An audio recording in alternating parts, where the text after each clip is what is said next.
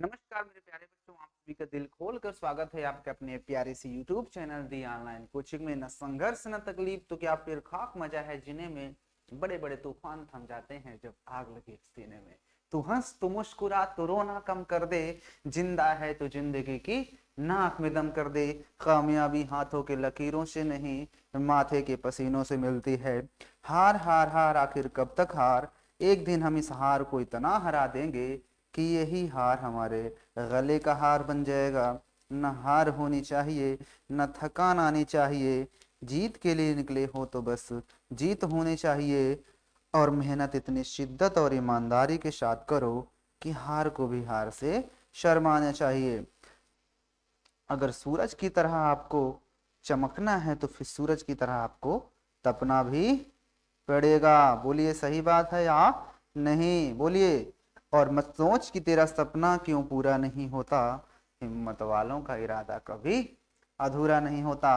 मत सोच कि तेरा सपना क्यों पूरा नहीं होता, हिम्मत वालों का इरादा कभी अधूरा अधूरा नहीं होता। और कुछ बनना ही है तो समुद्र जैसा बनो, कुछ बनना ही है तो समुद्र जैसे बनो। अरे लोगों के पसीने छूट जाने चाहिए गहराई नापते नापते। समझ रहे हो ना? कुछ बनना ही है तो समुद्र जैसे बनो, ऐसी बुलंदियों को हासिल करो, ऐसा समुद्र की तरह बनो ताकि लोगों के पसीने छूट जाना चाहिए उसको गहराई को नापते नापते। तो मतलब यही हुआ कि अगर आप कुछ बनना ही चाहते हो तो कुछ ऐसा काम करके जाओ ताकि लोग जो है कि लोगों को आप तक पहुंचने के लिए मेहनत नहीं बल्कि साजिश रचना पड़े। ठीक है ना? तो कुछ ऐसा वर्क करो, ठीक है ना? क्योंकि साजिश लोग उसी की रचते हैं जिसकी लोग बराबरी नहीं कर सकते। जब लोग बराबरी नहीं कर पाते तो लोग उसके खिलाफ साजिशें रचना शुरू कर देते हैं। समझ रहे हो ना बात को? तो चलिए जल्दी से आप लोग बताइए, आप लोग के क्या हाल चाल हैं, आप लोग कैसे हो, ठीक हो, मस्त हो, जबरदस्त हो, या फिर किसी काम में से त्रस्त हो। तो बच्चों आज की इस वीडियो के अंदर हम लोग शुरू करने वाले हैं एक्सरसाइज। जी हाँ, एक्सरसाइज से पहले एक दो प्रमेय हैं उनको हम प्रूव करके देखेंगे, उसके बाद हम एक्सरसाइज 8.1 शुरू कर देंगे। ठीक है ना? बोलिए, क्या आप लोग तैयार हो?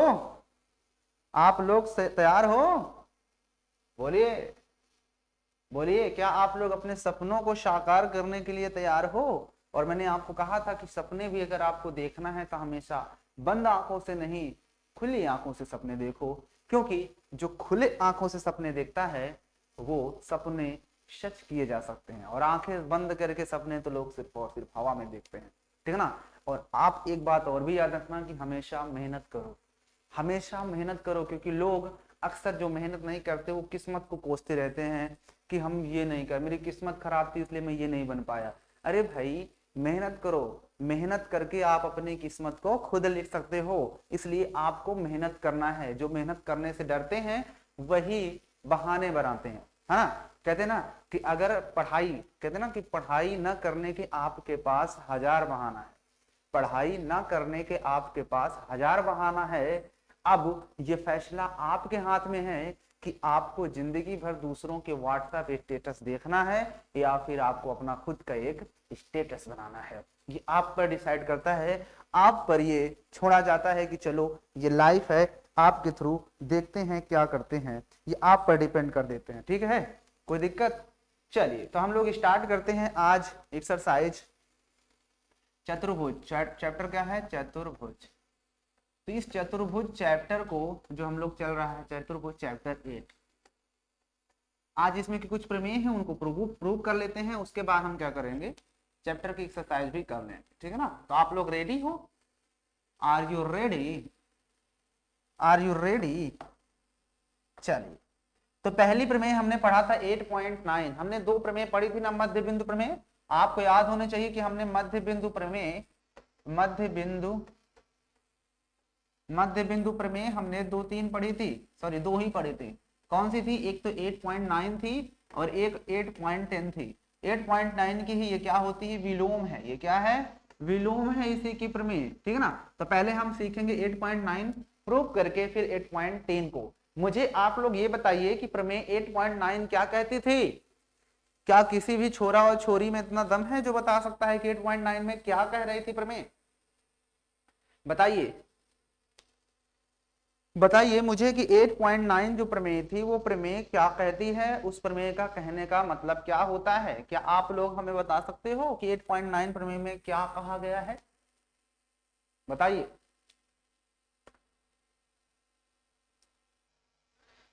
बोलो जल्दी।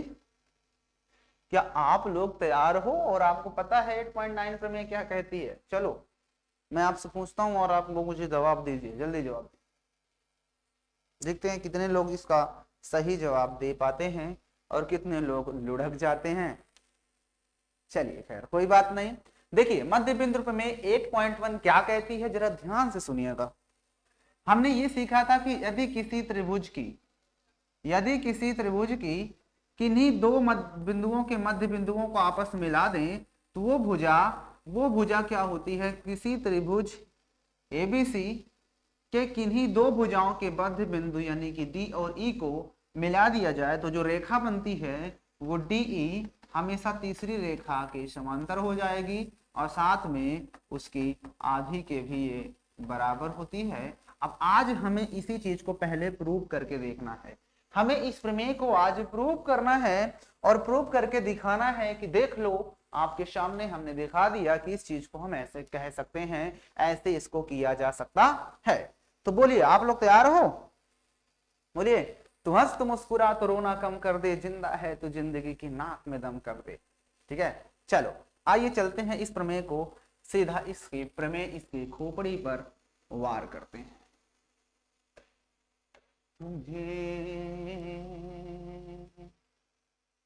देखो मध्य बिंदु प्रमेय कहती है पहले 8.9 प्रमेय कहती है कि किसी त्रिभुज के किन्हीं दो भुजाओं को मध्य बिंदु को मिलाने से बनी रेखा तीसरी भुजा के समांतर तथा उसके आधी के बराबर होती है। हमें इसको प्रूव करना है। आपको याद है ना 8.9? नहीं याद है तो बुक खोलो, एक कान के नीचे एक बजाऊंगा, समझ लेना, अभी बता दे रहा हूँ तुमको।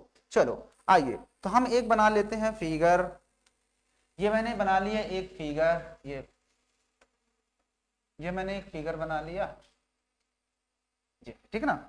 इस त्रिभुज में मैंने दो भुजाओं के मध्य बिंदुओं को मिला दिया। मान लो ये ए है, ये बी था और ये सी था। मैंने क्या किया, इसका मध्य बिंदु ये है, इसका मध्य बिंदु ये है। इन दोनों पॉइंट्स को मैंने आपस में क्या कर दिया, ये कर दो को मैंने मिला दिया, ये करके मैंने यूं मिला दिया, ठीक है ना। जब मिलाया तो इनके पॉइंट्स के नाम भी दे देता हूँ, ये डी है और ये ई है, ठीक है ना। इतना काम करने के बाद जो दिया है उसको आप लिख लो। दिया जो है उसको आपको लिखना भी पड़ेगा मेरे लाल। तो यहाँ पे लिखेंगे दिया है, प्रूविंग करने जा रहा हूं यहाँ। आप लिखोगे दिया है, क्या दिया है उसको लिख लेते हैं। त्रिभुज ए बी सी जिसकी भुजाएं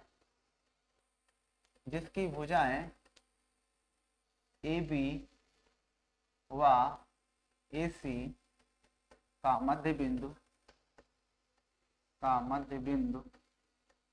या के मध्य बिंदु क्रमशः डी व ई है। अतः जब ये मध्य बिंदु है तो हम ये कह सकते हैं ना कि ए डी बराबर डी बी तथा उधर से ए ई बराबर ई सी। यानी कि अगर ये मध्य बिंदु हो गया तो ये वाला पार्ट जो होगा वो इस पार्ट के बराबर और ये वाला पार्ट इस पार्ट के बराबर। कोई दिक्कत?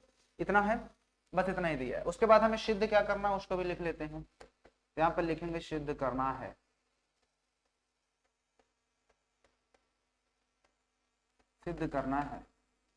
हमें सिद्ध करना है डीई समांतर बीसी तथा डीई बराबर 1/2 बीसी। इतना चीज हमें प्रूव करना है, ठीक है। इतना करने के बाद आपको क्या करना होगा, इस चीज को मैं थोड़ा छोटा कर देता हूं क्योंकि हमें थोड़ा वही जगह चाहिए। I want to some space because this is. कर लिए इतना, यहाँ तो कोई दिक्कत। उसके बाद अब लिखते हैं यहाँ पर हमें प्रूविंग करना है। तो यहाँ पर देखो इसकी हम कैलकुलेशन सिद्ध कर रहे हैं क्वेश्चन को। तो देखो हमें क्या करना है, एक रचना करना पड़ेगा इस क्वेश्चन में। इस क्वेश्चन में हमें थोड़ा एक रचना करना पड़ता है, तो मैं उस रचना को भी लिख देता हूँ। रचना मतलब जानते हो ना, कंस्ट्रक्शन। रचना का मतलब यहाँ पर कंस्ट्रक्शन से है। तो देखो कंस्ट्रक्शन क्या कहता है, हम क्या करेंगे, इस बी डी ए बी के समांतर क्या करेंगे, इस ए बी के समांतर एक रेखा खींचेंगे। इस ए बी के समांतर इस सी से एक रेखा खींची जाएगी जो कि ए बी के समांतर होगी। ये मैंने खींच दिया, चलो थोड़ा सा और ज्यादा मैंने इस ए बी के पैरेलल ये एक रेखा खींच दिया, इसका कुछ नाम दे देता हूं। इसका नाम मैंने दे दिया, ये जो रेखा मैंने खींचा ये सी डी। यहां पर रचना में लिखेंगे, रचना में A B parallel C D खींचा, है ना। ये छोटा मैंने लिख दिया। आप चाहो तो ये भी लिख सकते थे ए बी के समांतर बिंदु सी से एक सीधी रेखा खींचा, तो इस तरह लंबा लिख दो। मैंने थोड़ा शॉर्टकट में लिख दिया, आप पूरा लिख सकते हो कि ए बी के समांतर एक लाइन सीधी खींचा। हाँ, इंग्लिश में लिखना है तो draw A B parallel C D, या लिख सकते हो draw a line C, draw a line the point of C the parallel of A B, that's A B, that's is A B parallel C D. तो आप इस तरह से लिख सकते हो, ठीक ना। ओके, इतना करने के बाद आपको क्या करना है, अब इसकी प्रूविंग शुरू होती है। अब क्या करोगे, इस पॉइंट को ई को आगे बढ़ाओगे, इस पॉइंट को आगे हम बढ़ाएंगे तो इसे कहीं ना कहीं कट करेगा, तो इस पॉइंट का कुछ नाम दे दूं। एक काम करते हैं, इसका नाम डी देते हैं, इसका नाम मैं डी देता हूं, इसका नाम D, A B C D E F डाल दो, इसका नाम एफ दे देते हैं, या पी बना दो। चलिए पी मैंने बना दिया, ठीक है ना, ये पी है, इसको भी पी कर देते हैं, ठीक है ना। ये सीपी मैंने खींचा पहले, ठीक है, कोई दिक्कत। ओके, इतना करने के बाद अब देखो तुम्हें दो त्रिभुज दिख रहे हैं, एक त्रिभुज ये, एक त्रिभुज ये। तो इन दोनों त्रिभुज को दिखाने से पहले हमें क्या करना होगा, इस त्रिभुज को, चतुर्भुज को हमें समांतर चतुर्भुज सिद्ध करना होगा। अब इसको समांतर चतुर्भुज सिद्ध करने के लिए क्या करना पड़ेगा, क्या बिना समांतर चतुर्भुज सिद्ध किए कर सकते हैं, नहीं कर सकते। तो इसे हमें सबसे पहले समांतर चतुर्भुज सिद्ध करना पड़ेगा। बताइए, क्या हम इसे समांतर चतुर्भुज सिद्ध कर सकते हैं? बिल्कुल सिद्ध किया जा सकता है, क्योंकि मैंने अभी अभी इसको इसके पैरेलल खींचा है, ठीक है ना, यही तो खींचा हूं ना। और या तो एक चीज और भी कर सकते हैं, इन दोनों त्रिभुजों को अगर हम दिखाते हैं पैरेलल या समांतर,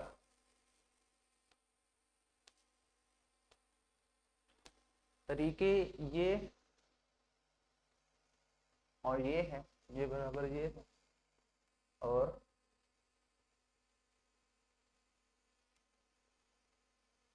हम ऐसे करेंगे, हम ऐसा इसमें काम करते हैं, हम जो लाइन ड्रा करेंगे, हम लाइन ऐसी ड्रा करेंगे ये वाली कि जो ए बी के पैरेलल सीधी तो जाएगी ही, ए बी के पैरेलल ये सीधी तो जाएगी ही, साथ में इस तरह से इसको बढ़ाया जाएगा कि ये वाला पार्ट इस पार्ट के इक्वल आ जाए। तो यहां पर लिखेंगे, यहां पर ध्यान से देना, यहां पर एक चीज आपको ध्यान देना है, तथा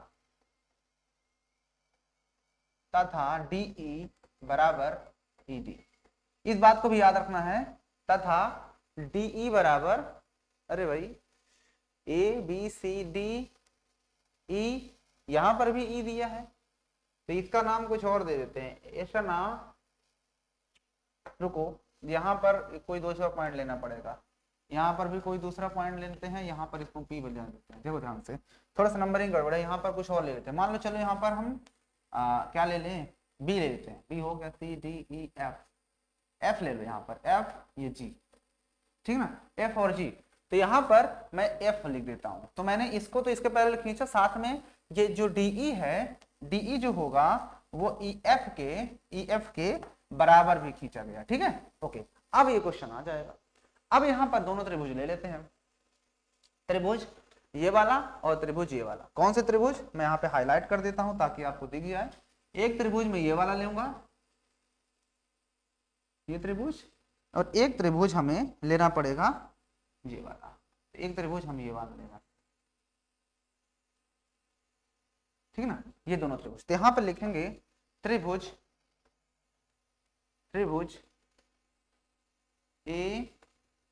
ADE तथा त्रिभुज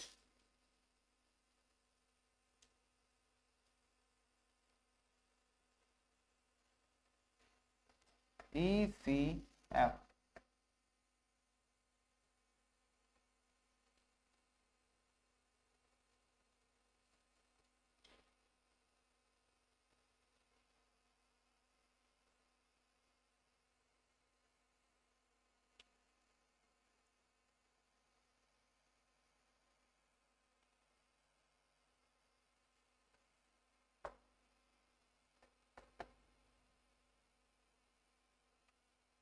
एडी, एडी बराबर क्या है, एडी बराबर आपका आएगा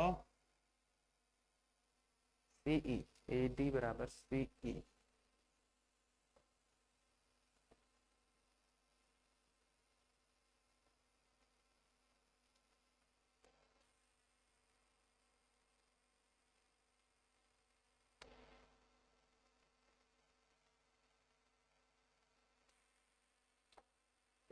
ई बराबर क्या हो जाएगा, ईसी, ए बराबर ईसी, और डीई बराबर ई एफ, डीई बराबर ई एफ।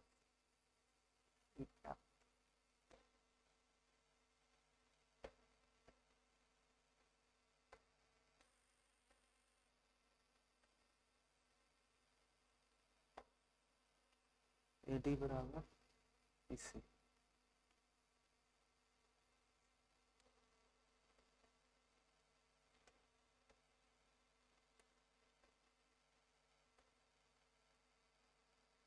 हमें उस तरह से बनाना भी पड़ेगा ना इसको।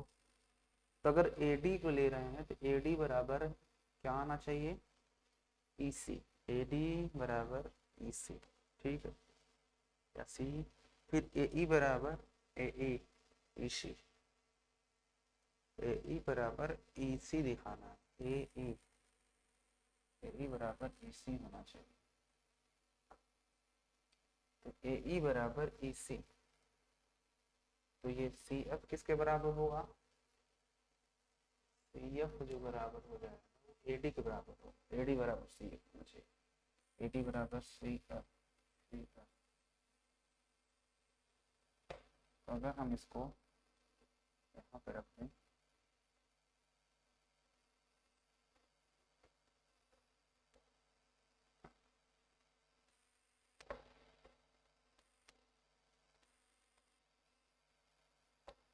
अगर एडी बराबर अब बोले तो एडी बराबर क्या है, एडी बराबर ईसी होना चाहिए, एडी, एडी बराबर हमारा बनना चाहिए एई बराबर सीई।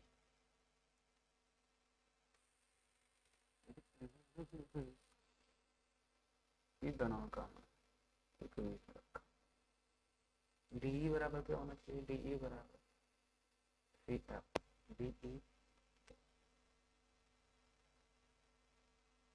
डी बराबर सी एफ। इसको हटाते हैं जरा, अगर मैं डी बराबर सी एफ लिख रहा हूं तो ए बराबर क्या होना चाहिए, ए बराबर ई सी आना चाहिए, ए बराबर ई सी, ए बराबर ई सी। और ये क्या लिखा था मैंने, ए डी बराबर नहीं डी, तो इसको पलट देते हैं जरा, डी कर देते हैं। तो अगर हम ए डी बराबर देखते हैं तो ए डी बराबर क्या होगा, ए डी बराबर आपका हो जाएगा सी एफ, ए डी बराबर होगा सी एफ, सी एफ, और ई डी बराबर क्या होगा, ई डी बराबर होगा ई एफ, ई डी बराबर होगा ई एफ, ई एफ। बस अगर ए डी बराबर देखना है, ए डी बराबर क्या होगा, सी एफ, ए डी बराबर सी एफ, ठीक है। अगर हम ए बराबर देखते हैं तो ए बराबर होना चाहिए ई सी, ए बराबर ई सी, ठीक है।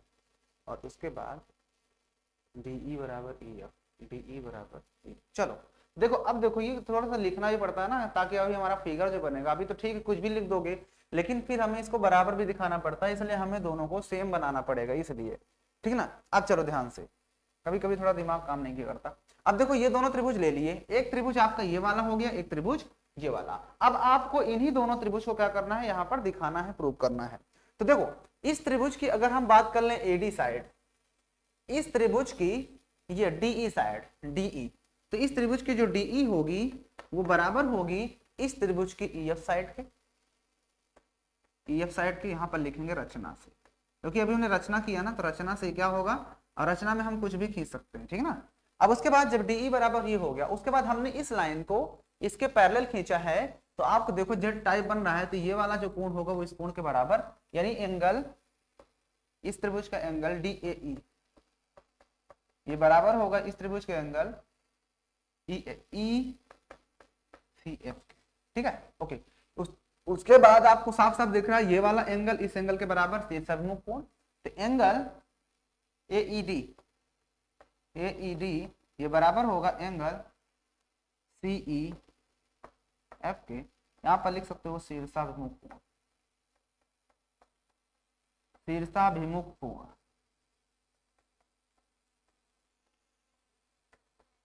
शीर्षाभिमुख कोण, ठीक है ना, शीर्षाभिमुख कोण यहां पर हम लिख सकते हैं। ठीक है, ओके। इतना करने के बाद आपको साफ साफ दिख गया कि हमें एक त्रिभुज को सर्वांगसम दिखाने के लिए बस 3 चीजें दिखाना होता है, जो कि हमने दिखा दिया। अतः अब यहां पर लिखेंगे अतः त्रिभुज DAE ये आपका सर्वांगसम हो जाएगा त्रिभुज FCE के। यहां पर लिख सकते हो कौन सा है, हमने ये भुजा दिखाई, फिर ये कोण एक और एक कोण ये क्या दिखाया S, और फिर AAS क्या दिखाया AAS। तो यहां पर लिख सकते हो AAS सर्वांग समता नियम से, सर्वांग समता नियम से। तो AA सर्वांग समता नियम से हमने क्या कर दिया, दोनों त्रिभुज को सर्वांगसम दिखा दिया। तो आपको पता होना चाहिए कि जब दो त्रिभुज सर्वांगसम होते हैं तो उसके संगत भाग भी बराबर होते हैं। तो आगे लिख देना अतः सर्वांगसम त्रिभुजों के, आप नीचे लिखोगे इस लाइन को, सर्वांगसम त्रिभुजों के संगत भाग भी बराबर होते हैं, संगत भाग बराबर होते हैं, संगत भाग क्या होते हैं, बराबर होते हैं। अब इतना करने के बाद आप लिख देना अतः इस त्रिभुज का जो DE साइड है वो उस त्रिभुज के EF साइड के बराबर हो जाएगा। बताइए यहां तक कोई दिक्कत, यहां तक कोई दिक्कत, कोई दिक्कत हुआ क्या? लेकिन इसमें हमें प्रूफ क्या करना था, हमें दिखाना है DE BC के समांतर है।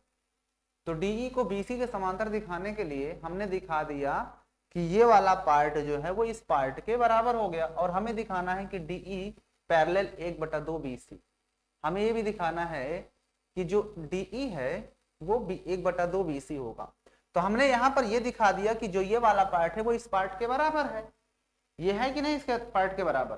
तो जब ये वाला पार्ट इस पार्ट के बराबर, इसका मतलब ये जो पूरा पार्ट हो जाएगा इस पूरे पार्ट के बराबर हो जाएगा, होगा कि नहीं। तो इसके आगे का प्रोसेस आप लोग ध्यान से देखिए, यहां तक आप लोग नोट कर लीजिए, यहां तक आप लोग नोट कर लीजिए, यहां तक आपने नोट कर लिया, ओके। जब इतना आप लोगों ने नोट कर लिया तो इसके आगे का प्रोसेस आप लोग ध्यान से देखिएगा, इसके आगे का प्रोसेस आप लोग ध्यान से देखिए, इसके आगे का प्रोसेस आप लोग देखिए। हमने अभी दिखा दिया कि जो DE है वो बराबर हमने दिखा दिया EF के, राइट। तो यहां पर लिखेंगे DF इक्वल टू DF जो है वो BC के बराबर हो जाएगा।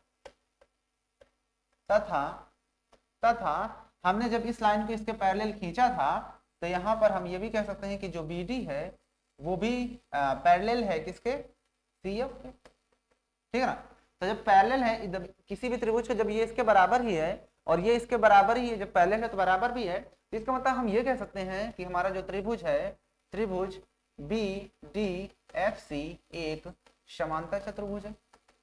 बताइए एक समांतर चतुर्भुज है कि नहीं है, बोलिए यहां तक ये एक समांतर चतुर्भुज है या नहीं है, अतः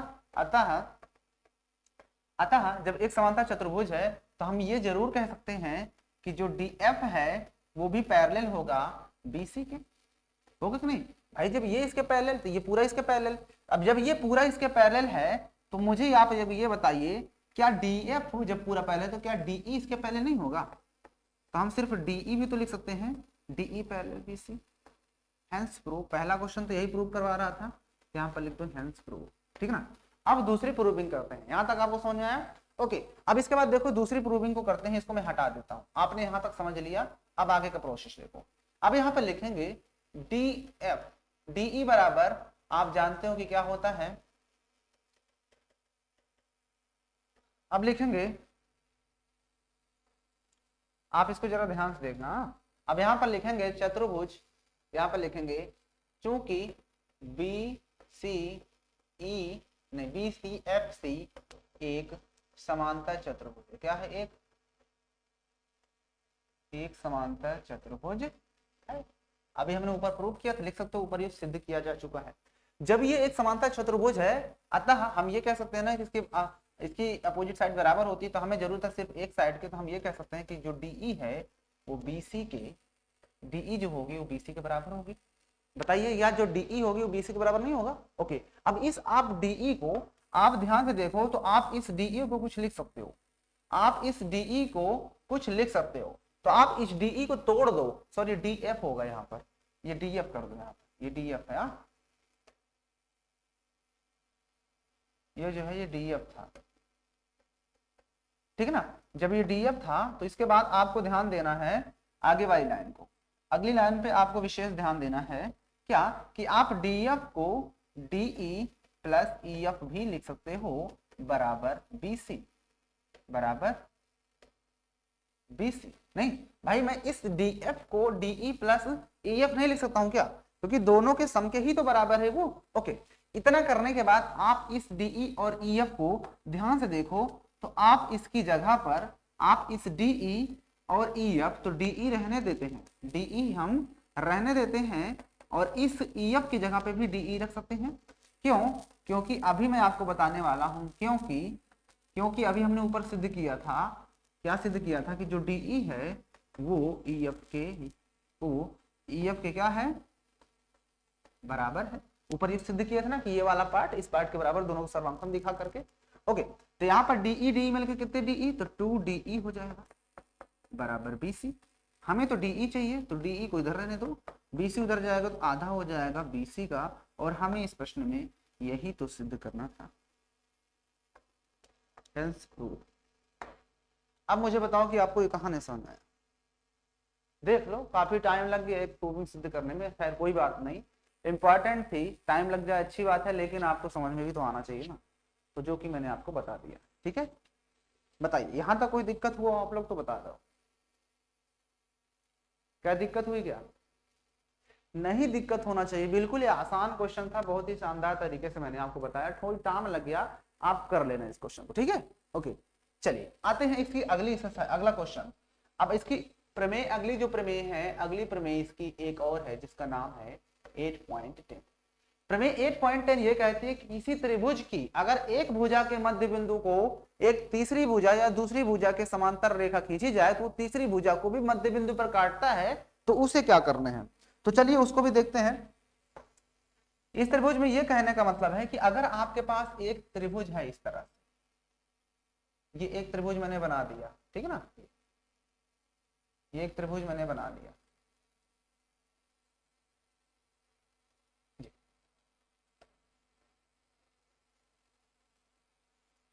ये मैंने एक त्रिभुज बना लिया जिसका नाम है ए बी सी। अब वो कहता है कि हम अगर एक त्रिभुज के एक मध्य बिंदु से, त्रिभुज के किसी एक भुजा के मध्य बिंदु से, तो मान लो इस त्रिभुज का मध्य बिंदु कहां पर है, यहां पर कहीं पे है, ये हमने मान लिया कि यहां पर इसका मध्य बिंदु है, उस मध्य बिंदु से हम एक रेखा खींचेंगे कुछ इस तरह से, खींच दिया। तो कहता है जब हम एक लाइन खींचेंगे जो इस तरह से होगी, तो अगर ये मान लो डी से खींच रहे हैं, तो अगली वाली लाइन को जहां पर कट करेगा, तो ये इसका मध्य बिंदु है, तो हमें सिद्ध करना है कि वो अगली भुजा को भी मध्य बिंदु पर काट देगा, मतलब ये बराबर ये हमें सिद्ध करना है इस बार। कोई दिक्कत नहीं, दिक्कत होना चाहिए। अब इसमें भी हमें जो दिया है उसको लिखना पड़ेगा, यहाँ पर लिखेंगे दिया है, क्या दिया है? त्रिभुज ए बी सी, जिसमें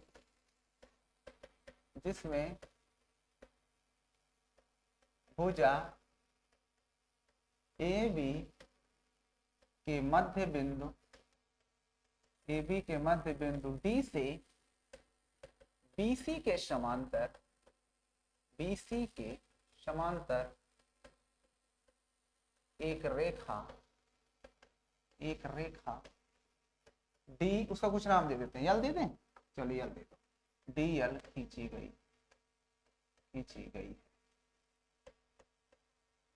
ठीक है ना, बस इतना ही काफी है। अब अगला लिखेंगे सिद्ध क्या करना है, यहाँ पर लिखेंगे सिद्ध करना है, क्या लिखना है, सिद्ध करना है, सिद्ध करना है। तो हमें देखो क्या सिद्ध करना है, तो लिखेंगे सिद्ध करना है AD AE बराबर EC, ये हमें सिद्ध करना है। तो चलो हमें वही काम करना होगा, फिर से एक बार हमें इस पॉइंट से हमें क्या करना होगा, इस AB के समांतर एक रेखा खींचनी होगी इस पॉइंट से।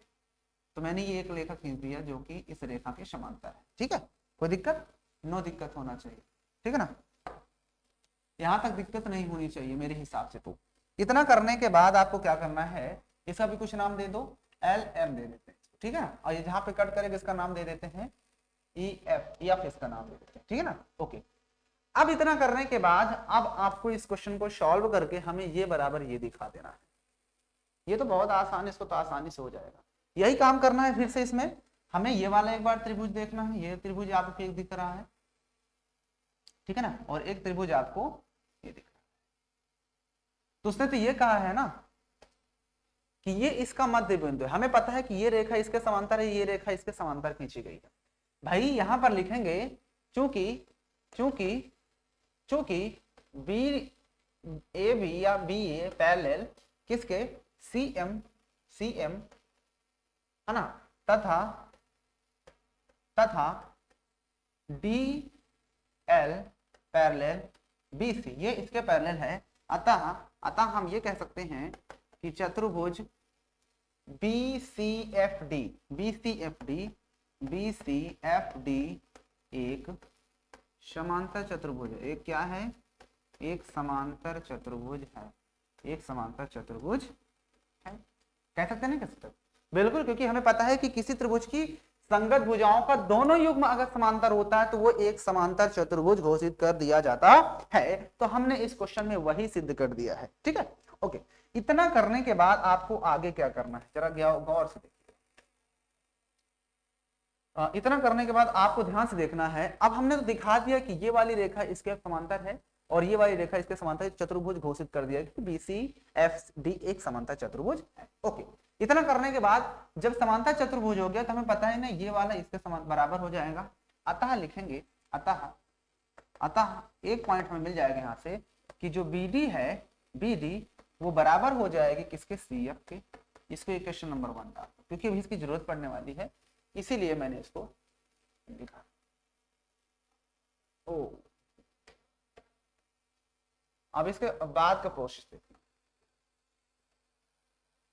अब लिखो यहां पर, देखो अब लिखेंगे त्रिभुज,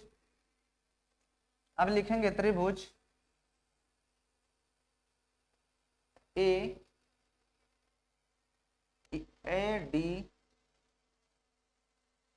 वही चीज प्रूव करना है। तो हमें इसमें लिखना क्या पड़ेगा, इसको मैंने पलट के लिखा था ना, DAE तथा यहाँ पर भी मैंने E ही लिखा था, यहाँ पर क्या हो जाएगा, DA किसके बराबर होगा, तो AD जो होगा वो आपको CF के बराबर दिखाना होगा, तो FC लिख दो, FC, और DE किसके बराबर, DE EF के बराबर होना चाहिए, DE EF, ठीक है। इतना लिखने के बाद अब लिखेंगे त्रिभुज, दोनों त्रिभुज का हम सर्वांशन दिखाने वाले हैं। तो इस त्रिभुज का AD साइड, मुझे बताओ इस त्रिभुज का AD साइड जो है इस त्रिभुज की CF साइड के बराबर हो कि नहीं, बताओ। क्या AD जो है वो CF के बराबर होगा या नहीं होगा, मुझे ये बताओ। बिल्कुल होगा, AD बराबर हम CF लिख सकते हैं। क्यों होगा, क्योंकि इसमें दिया था कि AD जो है वो किसके बराबर है, इस BD के बराबर है? और मैंने अभी प्रूव किया था कि जो BD है वो CF के बराबर है। बताओ, अभी प्रूव किया था नहीं इस चीज को, तो इसका मतलब AD जो है वो CF के बराबर हो जाएगा, तो मैंने लिख दिया। ओके, इतना करने के बाद अब इस त्रिभुज का देखो, इस त्रिभुज का ये वाला कोण देखो और इस त्रिभुज का ये वाला कोण, दोनों बराबर हो क्योंकि ये समांतर रेखा खींची गई है। सॉरी, हाँ, ये कोण नहीं, ये कोण और ये कोण देखते हैं, ये वाला कोण और ये वाला कोण दोनों बराबर होंगे शीर्षमुख कोण से। एंगल ए ई डी ये बराबर होगा एंगल सी ई एफ के, ठीक है ना।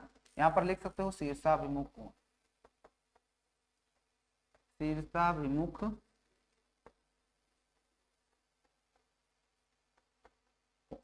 इतना करने के बाद अब आपको पता होना चाहिए कि इस त्रिभुज का ये वाला कोण, इस त्रिभुज का ये वाला कोण बराबर होंगे। तो यहां पर लिखेंगे एंगल DAE बराबर एंगल FCE।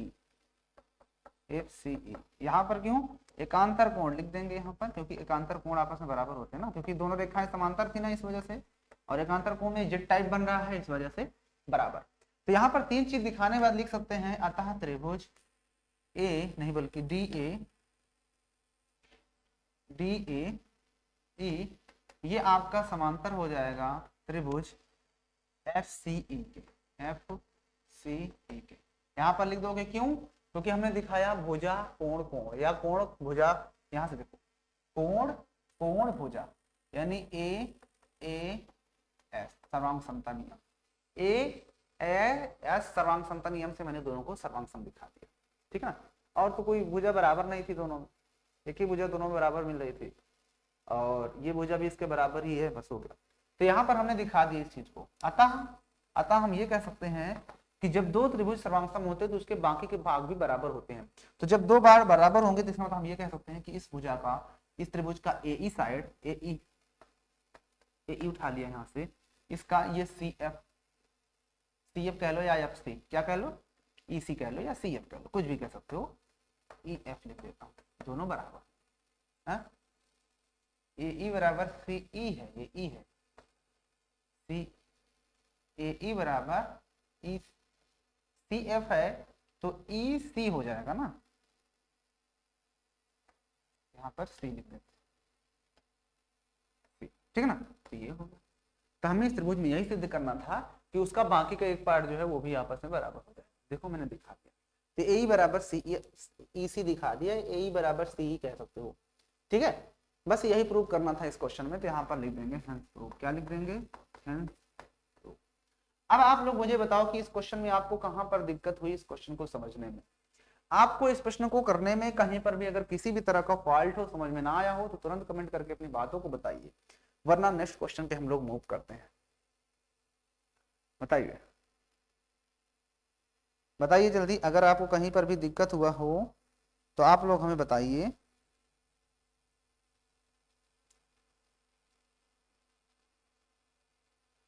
ठीक है ना, ओके। तो यहाँ पर आपकी दोनों इंपॉर्टेंट प्रमेय जो थी वो मैंने यहाँ पर फिनिश कर दी, ठीक है ना। दोनों प्रमेय मैंने फिनिश कर दिया, लगभग 40 मिनट लग गया, 20-20 मिनट कह लो, या पहली वाली प्रमेय में थोड़ा सा हम लोग एक जगह वो हो गए थे जिसपे ज्यादा टाइम लग गया, फिर कोई बात नहीं, चलता है ऐसा। हो सकता है आप लोग मेरे पहले वहां पे दिमाग लगा लिए हो कि कौन सा पहले, क्योंकि देखो इस चीज को लिखना भी एक अपने आप में कला होती है कि अगर ABC ये समांतर अगर लिखना है CDE, तो हमें याद होना चाहिए कि AB जो होगी साइड वो इस त्रिभुज के इस CD के बराबर होगी, उसी तरह से ये BC साइड जो होगी वो उसमें इस DE के बराबर ही आना चाहिए। अगर ऐसा नहीं है तो इसका मतलब हमने गलत लिखा है, तो इसलिए हमें थोड़ा सा दिमाग लगा कर लिखना होता है, ठीक है ना। तो यहाँ पर आपकी एक्सरसाइज क्या हो जाती है, मतलब इसके इंपॉर्टेंट क्वेश्चन जो थे मैंने बता दिए। अब हमें जरूरत किसकी है, अब हमें जरूरत पड़ेगी इसका पहला क्वेश्चन आइए कर ही लेते हैं। इसमें एक क्वेश्चन बहुत ही बिंदास क्वेश्चन करेंगे 8.1 का, ठीक है ना। 8.1 का आइए पहला क्वेश्चन देख लेते हैं।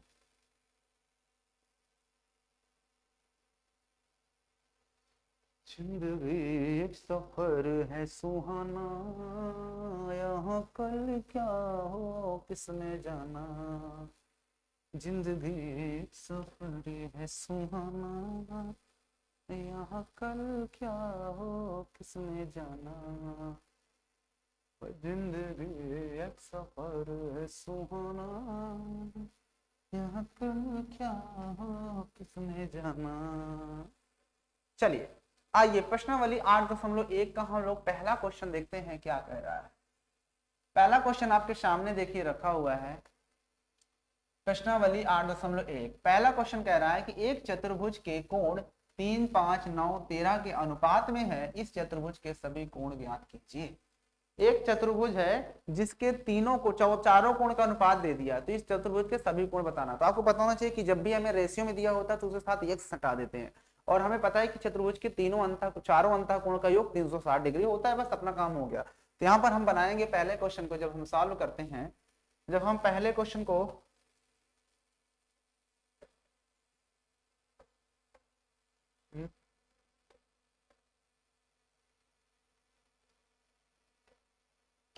आप यहाँ पे पहला क्वेश्चन को हम सॉल्व करते हैं, तो याद होना चाहिए कि जब हम पहला क्वेश्चन सॉल्व करेंगे तो हमें पता है कि एक चतुर्भुज है। क्या है? एक चतुर्भुज इसने बनाया है। तो हम एक चतुर्भुज इस तरह से बना लेते हैं, ठीक है ना। ये बी है, ये सी है, ये डी है, मान लो। तो उसने सभी कोण दिए थे, यहाँ पर लिखेंगे माना कोण ए, कोण बी, कोण सी, कोण डी बराबर, हम सबको मान लेंगे क्या दिया है, पहला 3, तो 3x, फिर ये वाला ये 5x, फिर 9x, फिर 13x ना। हाँ, तो 9 है तो ये 9x हो जाएगा, फिर 13 है तो 13x हो जाएगा, ठीक है ना। ये 13 है, ये 1 है। हाँ, ओके। अब हम जानते हैं कि चतुर्भुज के तीनों अंतः कोणों का योग कितना होता है। यहाँ पर लिखेंगे चतुर्भुज ए बी सी डी में क्या लिखेंगे, कोण ए प्लस कोण बी प्लस कोण सी बराबर 180, 360 डिग्री। कितना होता है? 360 डिग्री। कोई मुझे प्रूव करके बताएगा कि चतुर्भुज के चारों अंतः कोणों का योग 360 डिग्री क्यों होता है? क्या आप में से कोई बता सकता है कि चतुर्भुज के तीनों अंतः कोणों का, चारों अंतः कोणों का योग 360 कैसे होता है? आप लोग मुझे बताइएगा।